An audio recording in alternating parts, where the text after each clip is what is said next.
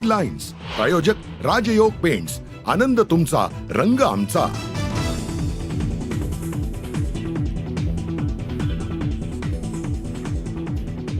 वाल्मिक कराड आणि विष्णू चाटे यांच्या जामीन अर्जावरती 20 जानेवारीला पुढची सुनावणी।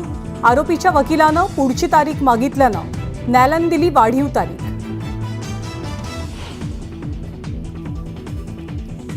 संतोष देशमुख हत्या प्रकरणातल्या 6 आरोपींना 14 दिवसांची न्यायालयीन कोठडी। सुदर्शन घुले, सुधीर सांगळे, प्रतीक घुले, महेश केदार, जयराम चाटे, सिद्धार्थ सोनवणे या आरोपींचा समावेश।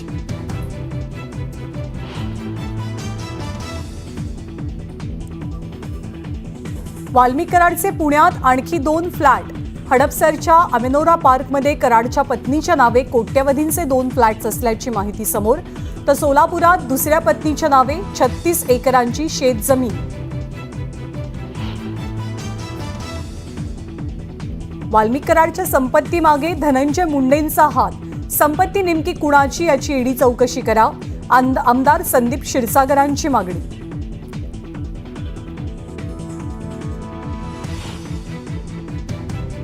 साठ तासांनंतरही सैफवर हल्ला करणारा आरोपी मोकाट। पोलिसांच्या तब्बल 35 टीम्सकडनं आरोपीचा कसून शोध सुरू। सीसीटीव्हीच्या आधारे तपासाला वेग। सैफ अली खानवर हल्ला केल्यानंतर आरोपी लोकलनं दादरला गेला।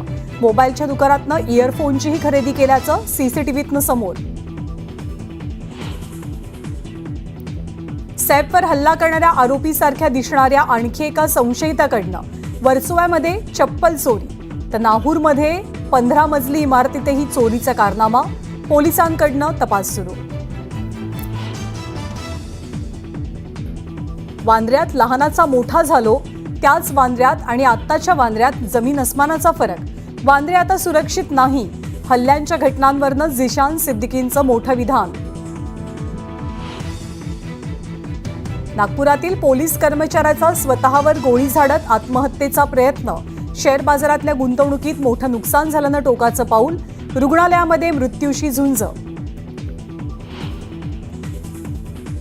बीडच्या अंबाजोगाईतील गोळीबार प्रकरणी धक्कादायक खुलासा। गर्लफ्रेंडनं बोलणं बंद केल्यानं आरोपीनं केला गोळीबार, आरोपी अटकेत।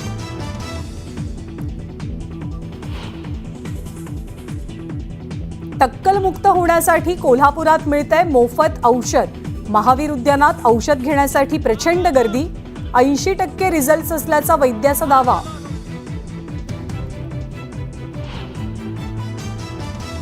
चॅम्पियन्स ट्रॉफीसाठी भारतीय संघाची घोषणा। कर्णधारपदी रोहित शर्मा कायम, शुभमन गिल उपकर्णधार, तर मोहम्मद शमीचं संघात पुनरागमन।